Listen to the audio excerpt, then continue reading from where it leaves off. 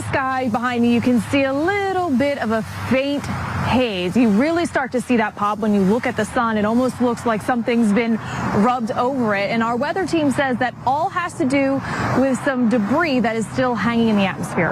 Dr. Andra Garner, a climate change professor at Rowan University, says the volume of smoke locally from wildfires thousands of miles away, though not a threat to local health or air quality, is an obvious reminder that environmental issues far away can quickly come home, especially massive fires like these. Yes, indeed. The environmental problems that occurred far away can come home, maybe more quickly than we had expected. This time, we are fortunate. As the video explained, the particles stay very high in the sky, 5 to 10 miles up from the ground, which is not the level we humans typically breathe. However, we just cannot count on our luck all the time. So, what can we do to control wildfires? Counterintuitively, one important solution, as many scientists have already pointed out, is what California has been doing, but not has done enough. It is the so-called prescribed burning, or prescribed fire. It is a man-made and carefully planned fire. First, we need to be clear that prescribed fires do not prevent the occurrence of wildfires. Prescribed fires are used to break up the landscape so that when wildfires occur, they will be smaller and less severe and easier to be put under control. Second, we need to know that we use prescribed fires to break up the landscape. The focus is clearing out small trees of undergrowth because their barks are thin and therefore easier to catch fire. This kind of focused burning is not what wildfires can do naturally.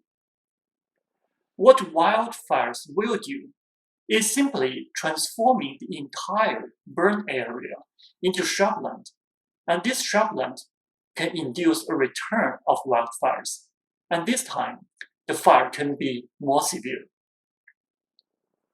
Here the idea in some sense is similar to the use of open public squares by the city of Philadelphia, such as the 5 famous squares of the city: Franklin in the northeast, Washington in the southeast, Rittenhouse in the southwest, Logan in the northwest, and the City Hall right in the center of the city. One of the reasons why these public squares were created is separating houses and preventing the spread of fire when it occurs. Here, we need to know that just like out-of-control wildfires, prescribed fires emit particulate matter, PM2.5. These are really tiny particles with diameters smaller than 2.5 micrometers. They are most harmful to human health because they are so tiny that they can get into humans' blood, which eventually will trigger a variety of health problems. Indeed, my previous work on coal-fired power plants, a major source of PM2.5 pollution, has shown a causal effect of this pollution on infant health. Specifically, my work investigated a case where a region in northern New Jersey that has high income and good access to healthcare, located 20 to 30 miles away from the pollution source, a coal-fired power plant, nevertheless suffers from air pollution emitted from that power plant because of the prevailing wind. My work relies on the scientific evidence provided by the New Jersey Department of Environmental Protection, showing that SO2 emitted by the power plant indeed traveled 20 to 30 miles downwind to New Jersey. At the peak of the plant's operation, in a single year, believe it or not, its SO2 emissions exceeded the SO2 emissions of all electricity generating facilities in New Jersey combined.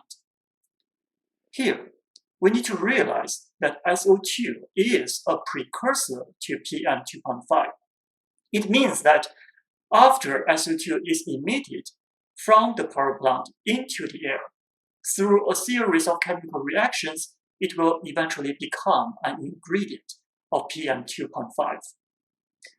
My work shows that there is increased risk of having low birth weight babies. Furthermore, my work also shows that there are improved birth outcomes after the plant was shut down. The power plant was shut down in 2014, not too long ago. You may wonder why we waited so long to shut it down, especially given that there is a federal law called the Clean Air Act. Well, the Clean Air Act uses a separation of powers.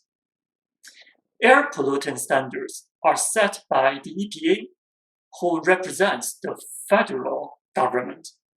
The actual implementation of meeting those standards rests upon each individual state. There are two sections in Clean Air Act that are related to interstate air pollution. One section is called Section 110. The other section is called Section 126. Section 110 basically is for the upwind state. This section sets the principle, which is asking all the upwind states to take care of the downwind state. But there's no clarity that actually will allow for enforcement. The other section, Section 126, is focused on interstate pollution abatement. And this section gives the right to the downwind state to sue upwind state. But it is the downwind state that will have the burden of proof.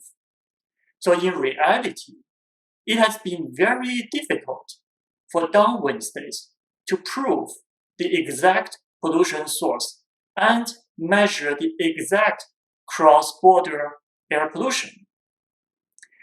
As a result of this separation of powers, and perhaps not surprisingly, the power plant in Pennsylvania was allowed to pollute the downwind state for more than 50 years.